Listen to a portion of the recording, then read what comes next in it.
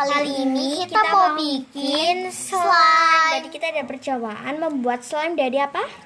Gabus. Oke guys, ini jadinya kayak gini.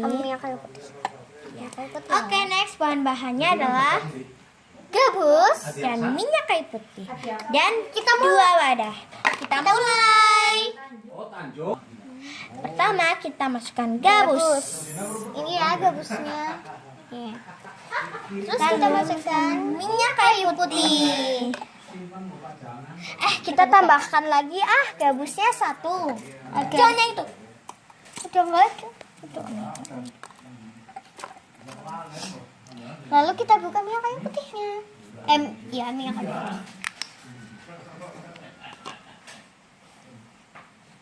Misalnya dua kita yang banyak ya. Lalu kita aduk-aduk dan penyet-penyet seperti ini. Ya. Kalian boleh pakai tangan atau sendok, tapi lebih enak dengan tangan. Biar cepat selesai. Ya. Sudah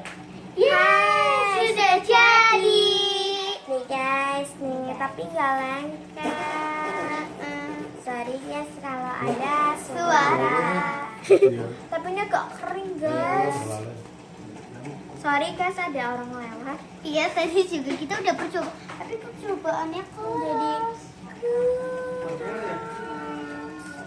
So, kali ini aja video hari ini dan mulai nonton ya. Dan kalian juga bisa belajar membuat slime. Itu ya, kalian jangan lupa Subscribe.